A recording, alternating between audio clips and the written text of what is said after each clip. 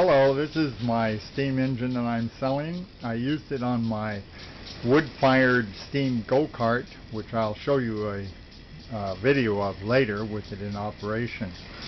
I'm selling it because I want to build a bigger engine, maybe 2-cylinder or 400cc. I haven't decided yet. But the way this works, it's a conversion of a 200cc engine. It's got electric start. This link is rocked in a harmonic motion by a bearing on the flywheel. And this moves this back and forth, this arm, which rocks that shaft. This shaft, there's two lever arms attached to it, and this one, you can see it's going down, and that's the exhaust valve right here. This is the intake valve, and it operates underneath.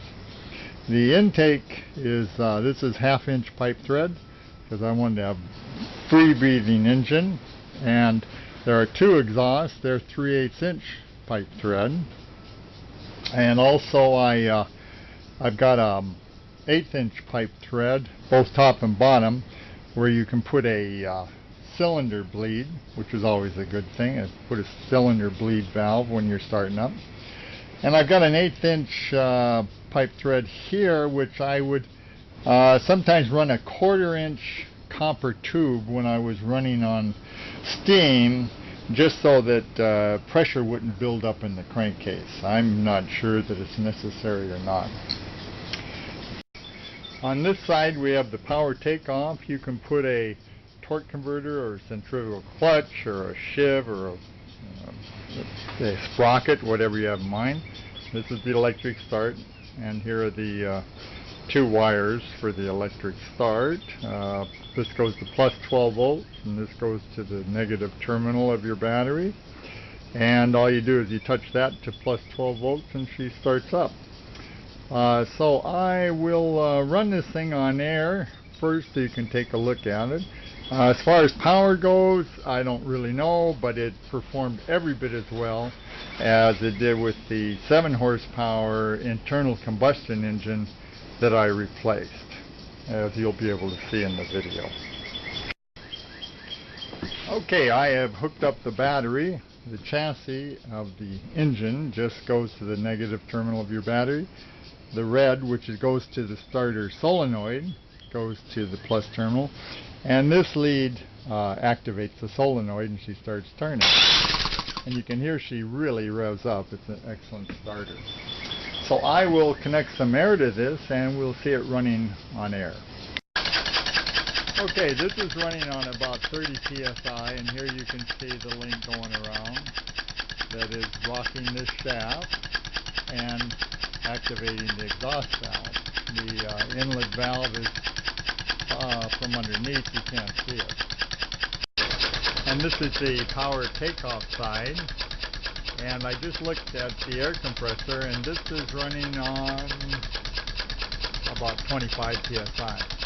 All the levers are taper pinned to this shaft, and I use Loctite on all the connections because I usually run this engine at 2500 RPM, and I haven't had any problems with anything coming loose on it.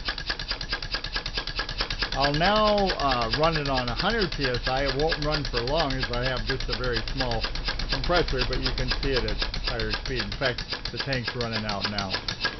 And so now I just do the solenoid start button.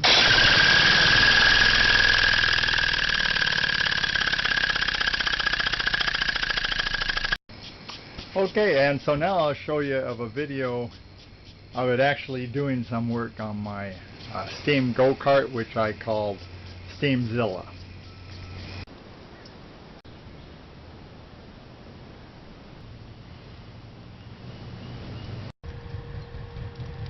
Y'all ready for this?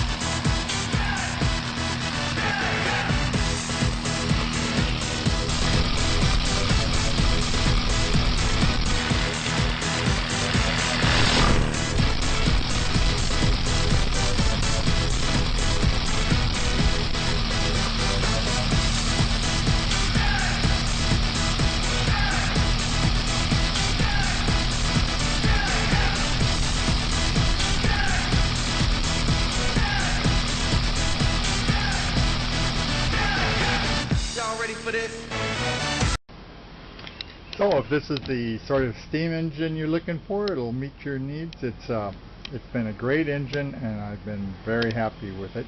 And feel free to ask me any questions you might have.